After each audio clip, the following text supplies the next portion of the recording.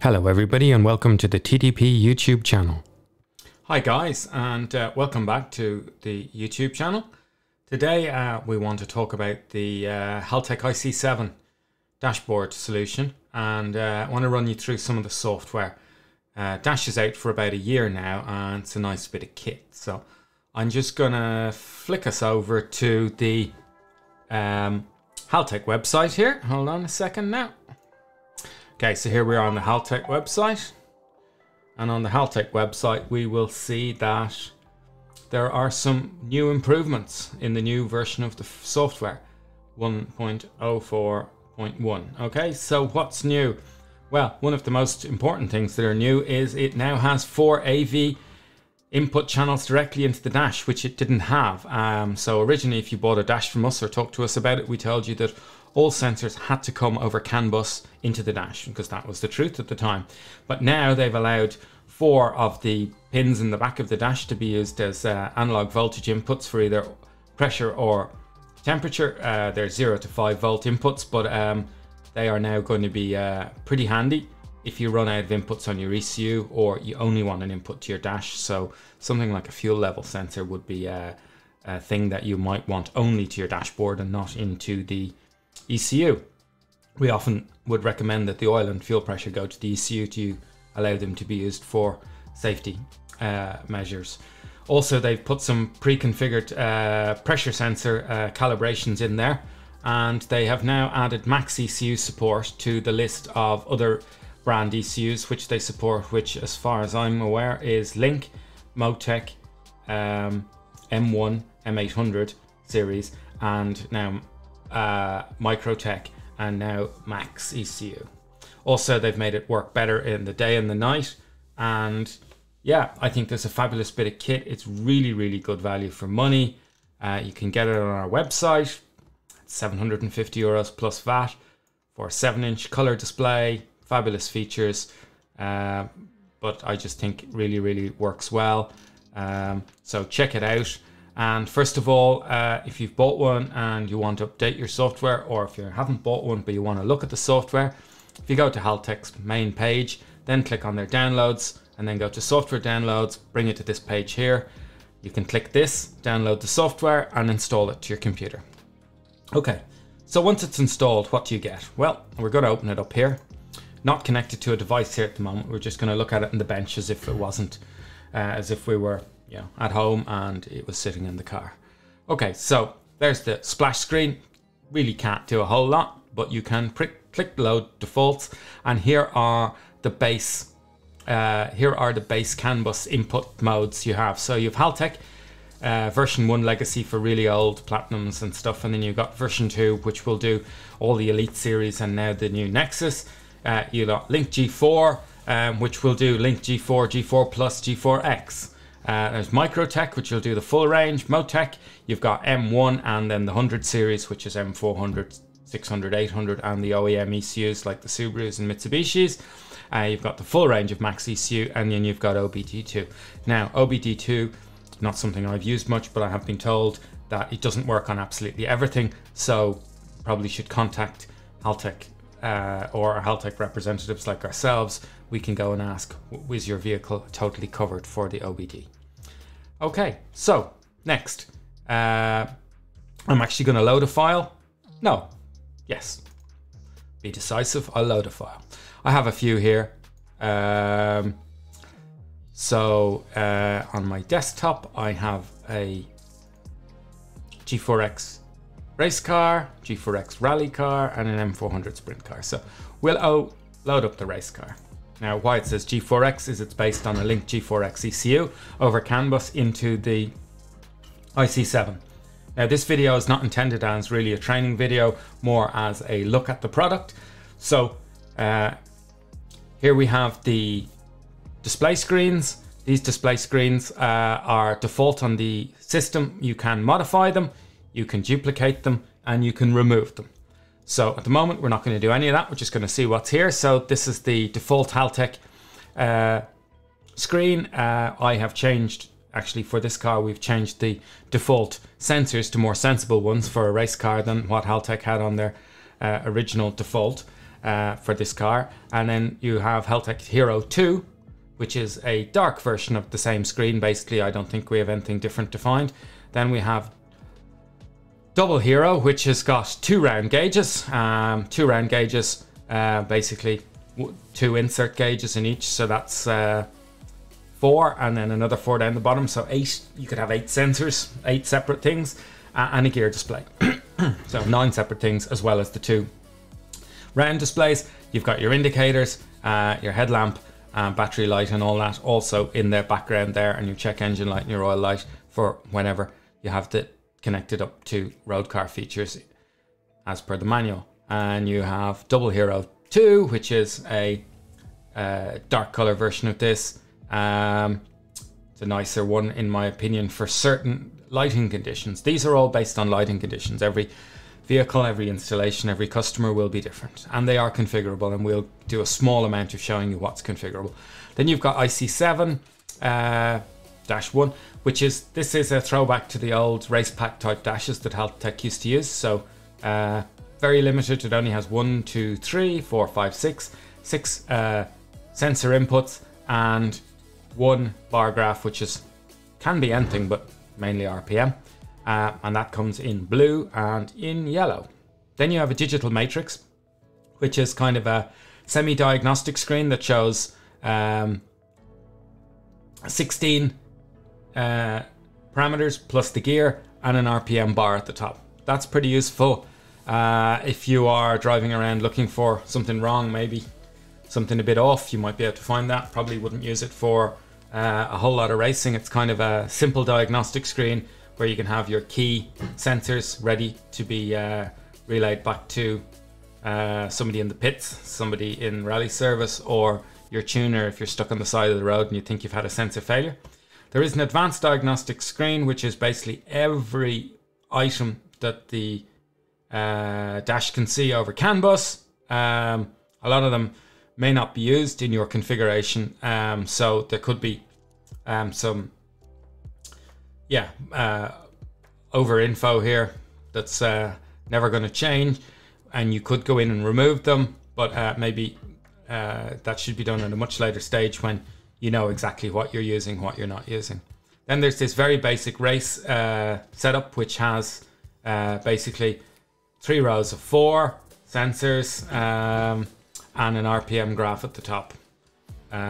Probably wouldn't use it myself. It has nowhere for a gear display if you're on a sequential box, but not every car is a sequential box, obviously.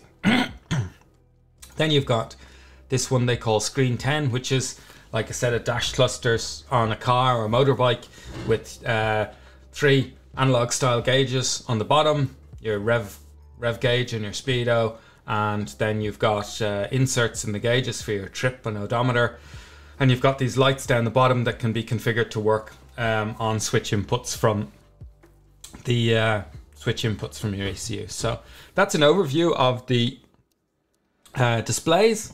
Just pop it back to Haltech Hero 1. Then you've got alarms, which are all properly configurable. So if you have a look at the alarm, you've got RPM high alarm, and we'll have a quick look at that. And on the alarm, you have your channel that the alarm is based upon. Then you have a name that you can call it. Then you have a threshold. The threshold is adjustable to be an upper threshold or a lower threshold. If it's an upper threshold, the alarm will activate if this channel goes above the threshold value. If it's a lower threshold, it will activate if the number of the channel goes below the threshold value. Then you have clear alarm display. Well, that can be automatic or manual. Then there is a minimum time for it display, even if it's on automatic mode, of 10 seconds, and then the auto mode can clear it. And then you have alarm message repeat delay. So if the alarm happens and it's automatically cleared, but the alarm is still happening in the background, how long before the alarm should come back on? Well, in my opinion, it should always normally be 0, because you don't want to be ignoring any alarms. So I would set it to 0 and not let the alarm disappear if the alarm is still active. Then an alarm text to display. So it will actually say engine RPM over rev, and then it will be on with black text on a red background. And these are all configurable. So the text here the text color here is fully configurable, any color you want to dream of, and the background color that comes up across the rest of the dash is also any color you can dream of. Obviously you want something striking, catch your eye, and you want it in a high contrast so that you can read it very quickly in case it's something that's going to cost you a lot of money. For example, the engine's about to fail and you have a chance to shut it down. So you want to be able to see it quickly. That's where these LED flashing lights come in. You can select what color LED lights you want to activate and they will flash, and then you can select which of them you want. So it says 1 and 14, that corresponds to the LEDs down here I'm pointing at, and you can stick, you can switch them all on, or you can switch any combination that you want on. Then once you're happy with all your alarms, just click apply and close.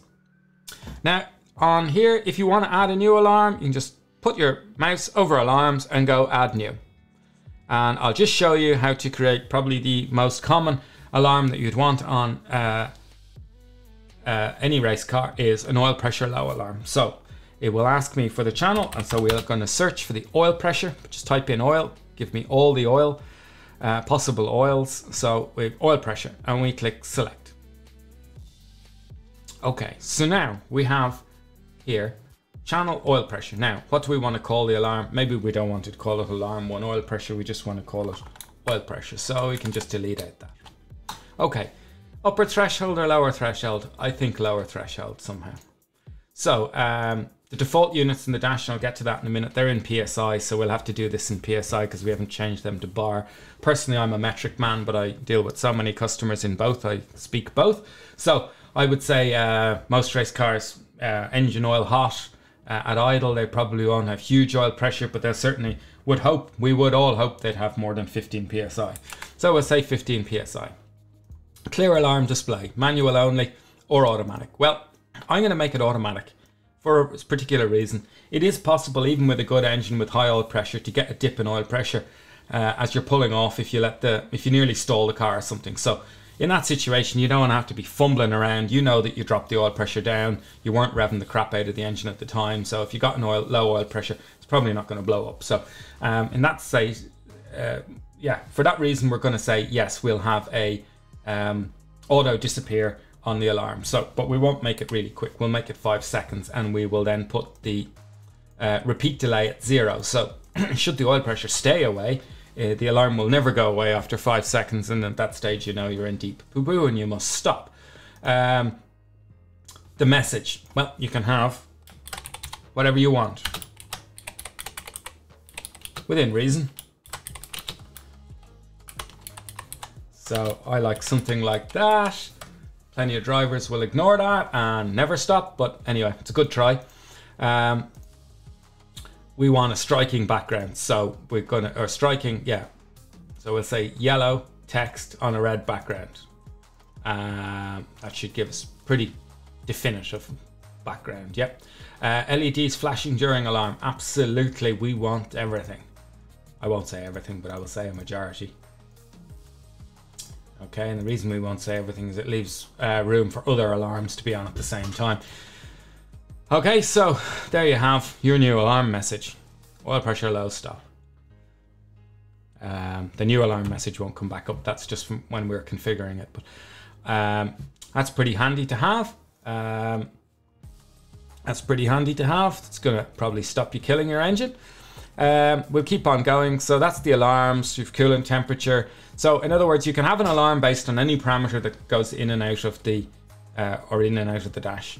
Pretty useful altogether. So now dash settings, these ones are pretty important. Display units. Well, these are the units that are on display all the time. So pressure, if we change that to bar, that will change the pressure units to bar. But there are other places where PSI is in, like, so if you wanted to have all your pressures as bar, you would have to change your PSI to your NOS pressure to KPA, and your, where else is the pressure? We've got fluid pressures here as well. So they're for oil and fuel and stuff like that. So you'd also want to change them. So, but generally you don't need to change many, and that's changed your display pressures. And I think it's changed the alarm pressure.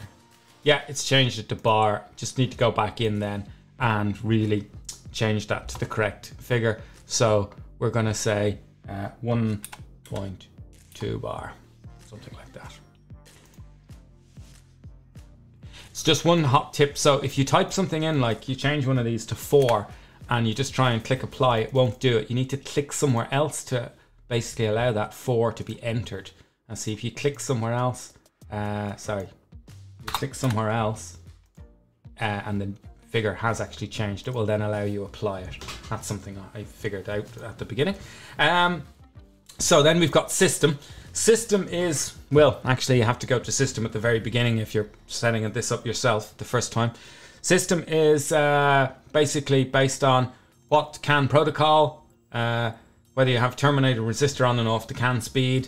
There are some things here to do with what basically happens to the odometer. It can't change, it always builds up. Trip reset, whether you want reset or not, you can do that and you can configure through the buttons. Startup screens, whatever ones you want. Double hero 2, parking light, to if the parking light goes on, does it activate night activation? Yeah, okay. Channels. Oh dear, the software has crashed. I've never had this before. Oh, still there. Okay, that's all right. Hasn't totally crashed. Must be some little error there in the code. I'm sure the guys will fix that, but it hasn't caused a crash. So channels. Basically, you can look at every one of your channels. But something interesting here. You can now see ECU channels separate from dash channels. And that's pretty cool. So now you can see your dash channels. So in other words, internal channels created by the dash itself, separate from ECU channels, which came in over CAN. That wasn't available before. It's only available in this update. Colors. Yep. So you can pick a display screen, pick a color somewhere and change it. I'm not even sure if that's the right one. You can change it. Nope, mustn't have been the right one. Oh, that's the gauge values, sorry. So gauge face, circular gauge, gauge face. Yep, there you go. I think. Apply. Yep, there you are. So that's how you change your colors. You can have hours and hours of fun creating any color sets you want and enjoy yourself. Buttons, these are the things that you use to change the screens, cancel alarms, brightness levels, and all sorts of things. Here's the list in the drop down. So you previous screen, next screen, first screen, last screen, start screen, cancel latest alarm, cancel all alarms, next brightness level, previous brightness level, reset trip meter 1 or 2. So you can change them any way you want and then apply it. And you can change them at any stage. That's up to you. Brightnesses. Yep, so this is pretty new too. So now you can change your brightness based on the switched input for the parking light and the ambient light sensor. So you can make it manual. That's just between the parking light or parking light with the ambient light sensor giving you some helping hand. So you'll have to play with them in bright sunlight and in dull overcast day and then at night to get what you want, but it's infinitely adjustable with enough time. Shift lights, last thing here, are basically going to be your lights 1 to 14 up the top, what the threshold for them coming on with engine RPM is, and what color you want them to be. You can play with that till you're come up with some pretty cool colors. Just please refrain from having them coming on way too early, so that you basically, if you have them coming on 2000 RPM before your red line, all you do is train yourself to ignore them. So I'm gonna basically pause this for 1 second. Okay, so we're back. Sorry, I just needed to clear my throat there. So last thing I just want to show you is the newest pièce de résistance of this dash now is its ability to take in analog channels. So if you go to channels and click on here, you get the full list of channels. If you then go to dash channels and then you've got, you see this, you've got AV1. What is it? Is it voltage or is it, right? So you have a choice of setting it as a voltage, or you can go in, I think, and you can change it possibly to be a resistance. No, I think it's only voltage at the moment. So yeah, but with, you can work out what the resistance would be if you have a pull-up resistor. You might have to do some maths. But having said that, Haltech have done the hard work for you because they have already done some calibration. So by selecting what you want it to do, oil pressure, and oil pressure as the label, and you can do input calibration. And now they have quite a lot of predefined sensors or custom. So if it's custom, you get a choice over what it is: temperature, pressure, volume, or custom, even custom unit. Pressure, I would say scale, unit, that you're putting the information in, kPa or kPa absolute, bar, or PSI, we'll say bar. And then basically what your voltages are and what your pressures are at that particular time. So if we have a standard 0.5 volt at 0 bar, and we have 4.5 volts at 10 bar gauge, that's as simple as that. How often do you want it to update? And you can go basically 50 milliseconds probably for an oil pressure sensor would be pretty fast acting, but not too fast. Then the only other thing is, do you want a pull-up resistor or not? Generally, no, not for a pressure sensor, but for a temp sensor you might. It'll draw you a nice graph, show you what it looks like. That's a handy thing, because if you've made a boo-boo, it'll look all wrong. And basically you can apply that. So that is an overview of the iC-7 Haltech system.